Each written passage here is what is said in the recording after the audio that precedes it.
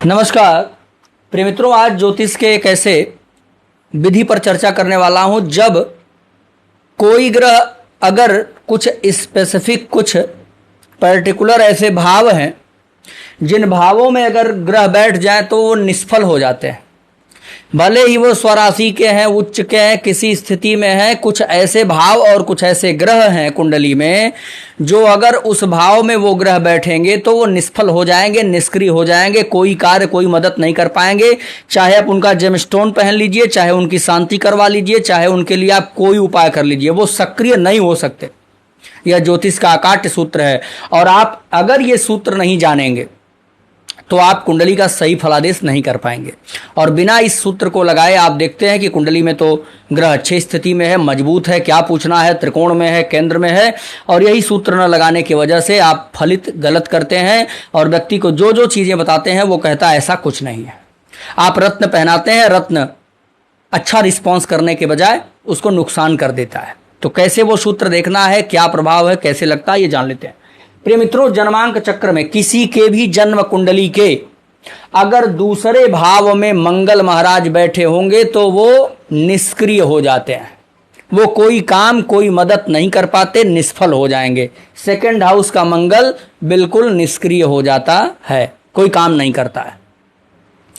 अब मंगल जहां का भी कारक ग्रह होगा, ऐसा नहीं कि उस कारक भाव का फल नहीं देगा, यानी जिन भावों का मालिक है वहां का फल देगा, लेकिन दूसरे भाव के लिए मंगल निष्क्रिय हो जाएगा, निष्फल हो जाएगा। इस भाव में इसकी कभी नहीं चलेगी किसी के भी कुंडली में।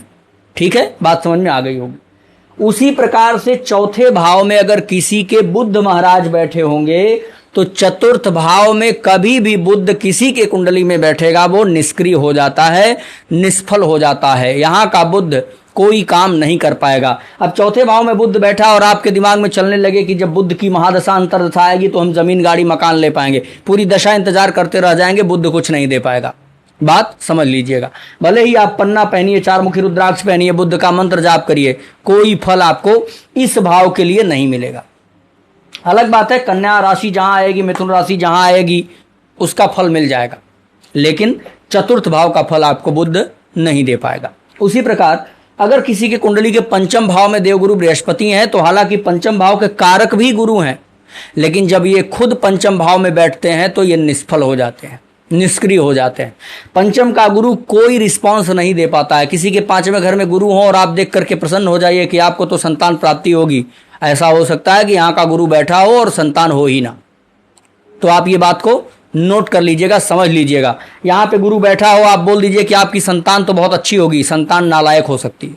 आप बोल दीजिए आप तो उच्च शिक्षा प्राप्त करेंगे, ऐसा हो सकता है कि व्यक्ति इंटरमीडिएट करके ही परीक्षा दे के ही पढ़ाई छोड़ दिया, तो ऐसा भी आपका फलादेश बिल्कुल उल्टा हो जाएगा। उसी प्रकार से कुंडली के अगर छठे भाव में शुक्र महाराज होंगे तो यहाँ का शुक्र भी निष्फल हो जाता है।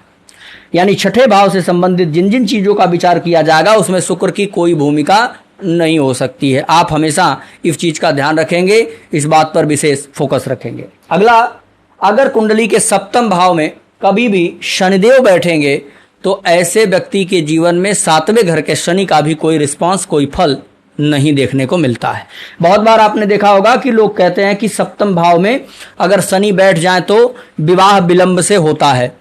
प्रिय मित्रों, सातवें घर में शनि के बैठने से विलंब नहीं होता है। सप्तमेश का शनि से दृष्ट अथवा सप्तमेश का शनि से युत हो जाना वो विलंब कराता है।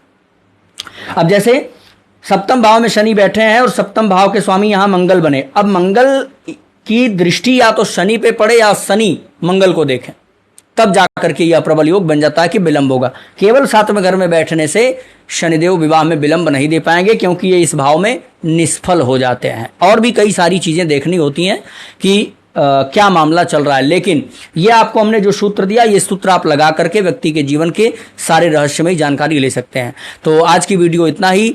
और अगर आप ज्योतिष सीखना चाहते हैं, इसी प्रकार से हमसे जुड़ना चाहते हैं, पर्सनल ज्योतिष क्लास में जुड़ करके और बिल्कुल शून्य से ज्योतिष सीखना चाहते हैं तो हमारा बैच शुरू होने जा रहा है 20 अगस्त के बाद। आप अभी एडमिशन ले लीजिए। 6 महीने का कोर्स होगा। रात को 8 बजे से 9 बजे तक बैच चलेगा। हफ्ता में 2 क्लास चलेगी और बिल्कुल शून्य लेवल से कुल 6 महीने का ही ये कोर्स रहेगा।